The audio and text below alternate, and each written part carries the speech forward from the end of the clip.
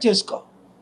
ఈరోజు అనగా ఏప్రిల్ 2, 2025 ఆంధ్రప్రదేశ్ హైకోర్టులో ఉదయం 10:30 గంటలకు ఆనరబుల్ ఆంధ్రప్రదేశ్ చీఫ్ జస్టిస్ ఠాకూర్జీ ముందు ఈ పిల్లు ఇంపార్టెన్స్ ఏంటి, ప్రవీణ్ పగడాల సస్పీషియస్ డెత్ని సిబిఐ ద్వారా ఎందుకు ఎంక్వైరీ చేయించాలి, ఆయన చనిపోయి 8 రోజులైనప్పటికీ, పోస్ట్ మార్టం జరిగి 7 రోజులైనప్పటికీ ఇంతవరకు పోస్ట్ మార్టం రిపోర్టు ఎందుకు బయట పెట్టలేదు? హర్ష్ కుమార్ లాంటి వాళ్ళు చాలామంది, వందలు, మేబీ వేలు, వందలైతే మా దగ్గర రుజువులున్నాయి, మేము ఇక్కడే ఉన్నాం, ఇది యాక్సిడెంట్ కాదు అని అంటున్నా ఎంతవరకు వారి మధ్య ఎందుకు వారిని ఇన్వెస్టిగేట్ చేయలేదు? ఇది యాక్సిడెంటే అనుకుందాం ఒక నిమిషం. మరి యాక్సిడెంట్ అయితే ఎవరు చేశారు, ఎందుకు చేశారు, ఎలా చేశారు, ఎప్పుడు చేశారు, ఎక్కడ చేశారు? క్రైమ్ సీన్ చూస్తే ఇది హత్యగానే కనబడుతుంది నాకు, వెళ్ళిన మీడియా మిత్రులు అందరికీ, ఒకరిద్దరికి తప్ప. ఇప్పుడు కొత్తగా ఒకరిని పుట్టించారట, ఆ సబ్ ఇన్స్పెక్టర్. ఆయన అంటాడు ముందు ఒక మాట, తర్వాత ఆయన అన్నమాట ఇంకొకటి. ఆయన ఏమంటున్నాడు ఇప్పుడు, ప్రవీణేనండి. ఆయనకి ఎలా తెలిసిన ప్రవీణ్ అని? ఆ ఫోటోలు ఈయన మాట్లాడడం ఎవరు తీశారు? మరి ఆయన తాగుంటే ఎందుకు ఆయనని డిటైన్ చేయలేదు, అరెస్ట్ చేయలేదు, ఫైన్ రాయలేదు? బాగానే కూర్చున్నాడు అంటున్నారు 3 గంటలు. మీరు మంచినీళ్ళు ఇచ్చారని ఒకరు, ఇంకో మీడియాలో భోజనమే పెట్టారని ఇంకొకరు. ఏంటి ఈ కన్ఫ్యూజన్?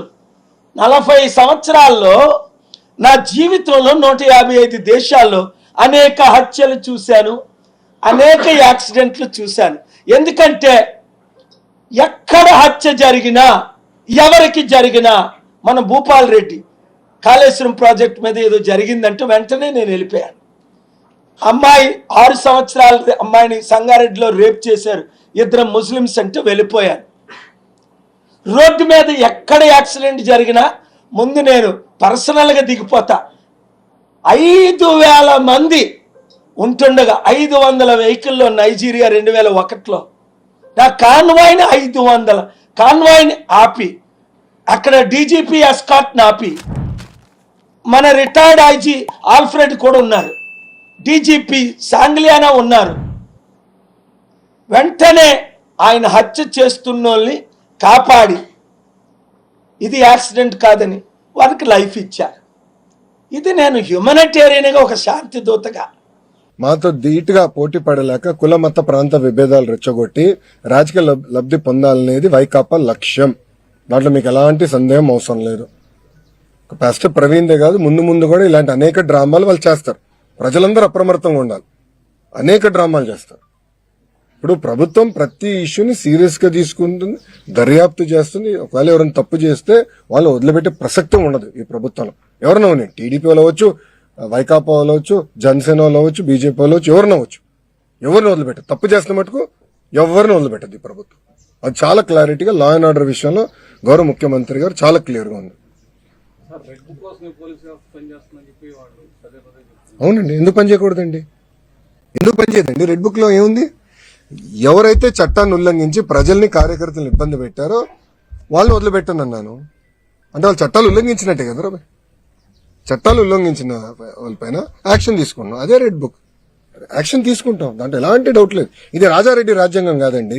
గేట్లకి తాళాలు కడతాం, ఏం తప్పు చేయనోడి పైన దొంగ కేసులు పెడతాం. అలా ఎప్పుడు చేయలేదు. ఈరోజు జగన్మోహన్ రెడ్డి గారు ఫ్రీగా తిరగట్లేదు. Z+ సెక్యూరిటీ ఉందండి. అరే పవన్ అన్న కన్నా ఎక్కువ సెక్యూరిటీ ఉంది ఆయనకి. భలే ఉన్నారు. పవన్ అన్న కన్నా ఎక్కువ సెక్యూరిటీ ఆయనకు ఉంది. పవన్ అన్న classification Z category, Jaganmohan Reddy గారికి Z+. ప్రభుత్వమే బుల్లెట్ ప్రూఫ్ వాహనం ఇచ్చి, ఆయన ఆంధ్ర రాష్ట్రంలో ఎక్కడ తిరిగినా ప్రభుత్వమే బుల్లెట్ ప్రూఫ్ వాహనం ఇచ్చి వెళ్ళిస్తుంది. ఏనాడు ఆయన గేటుకి మేము తాడు కట్టలేదే, ఏనాడు ఆయన చేయాల్సిన కార్యక్రమం మేము అడ్డుపడలేదే, పర్మిషన్ కూడా మేము పోలేదే. ప్రభుత్వం చాలా క్లియర్.